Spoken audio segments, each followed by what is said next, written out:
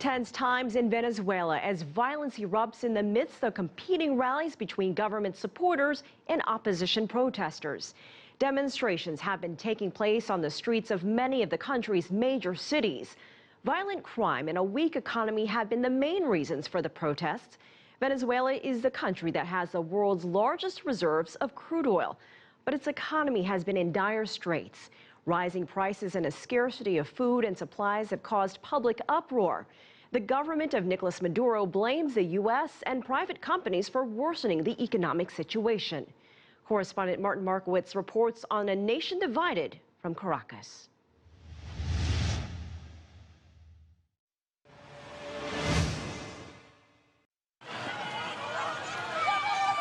Opposition leaders and students have convened anti-government demonstrations across Venezuela.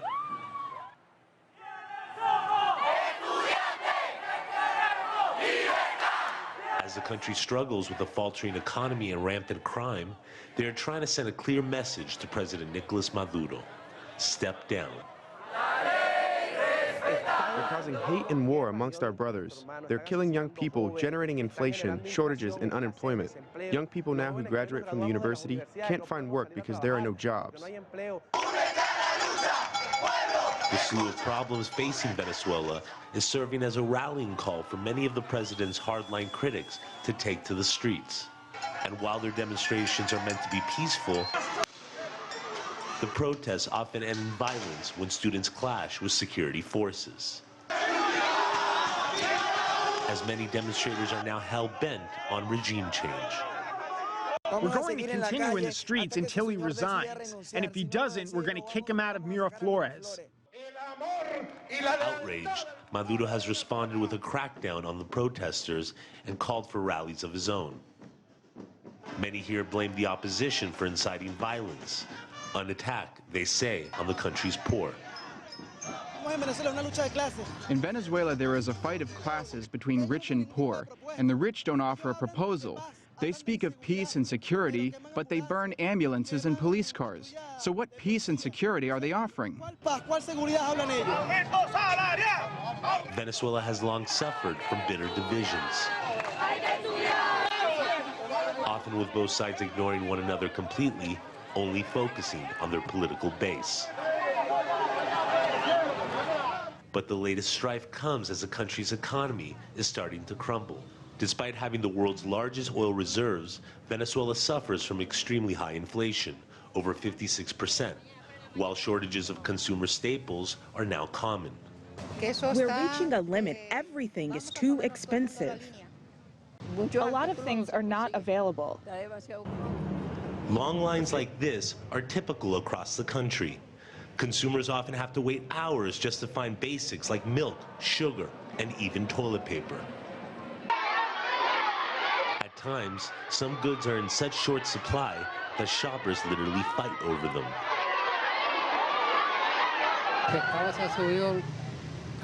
The price of fish has been raised 3 times. Before, a kilo of fish cost 50 bolívares, and now 180 bolívares. We can't pay that. The economic turmoil is affecting the country at large. Critics say 15 years of socialist policies have caused high prices and empty store shelves. But the president blames business owners, saying they're conspiring with his political foes. In an effort to combat soaring inflation, he has since forced businesses to lower their prices. In some instances, even sending in the army to enforce the price slashing. But beyond the rising costs in the country, Venezuela's biggest worry is crime.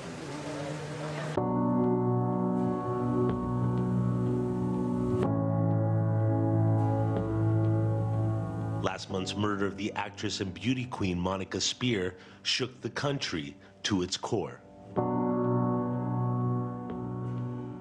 While spending the Christmas holidays in her home country, the 29-year-old former Miss Venezuela and her ex-husband were shot and killed by armed robbers after their car broke down on a dark highway. Spear's death shed light on what is already one of the most violent countries on earth. According to local NGOs, the country saw nearly 25,000 murders last year.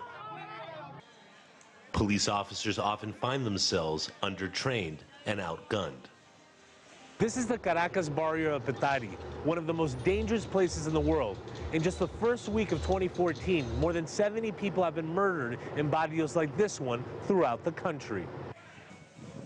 On patrol with officers in these eastern Caracas slums, cops here face danger around every corner. Tonight, Officer Ali Zabala scrambles to find the killer of a fellow officer who was gunned down nearby. He was out with his mother-in-law and they ambushed him. They ambushed and shot repeatedly. There, they left more than 10 bullets in Officer Robertos. He died here in the Urbina clinic. It's a shame. Crime claims another life. Insecurity, that's what we're living. The latest bout of violence has brought fresh criticism against the armed vigilante groups known as the colectivos. Despite the death of one of their own in the recent demonstrations, the colectivos have become a symbol to many of the lawlessness affecting the country. Well-armed, ideological, and tied to the government, the opposition sees them as Maduro's own paramilitary force. Who are the colectivos? Criminal gangs that have weapons of war that terrorize citizens and communities. All this with weapons provided by the government. They are also accused of rioting to opposition student protests to intimidate demonstrators, and on some occasions, they have even shot at protesters. The colectivos claim, however, that they are providing their communities with much-needed security.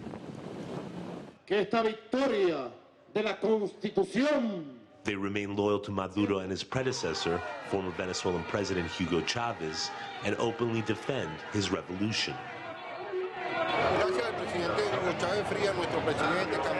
Thank you, our president, comrade, and brother.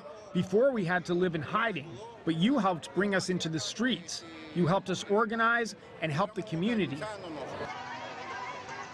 While it seems that there's little hope of reaching an agreement on what caused last week's violence, the root causes of the protests will not go away anytime soon.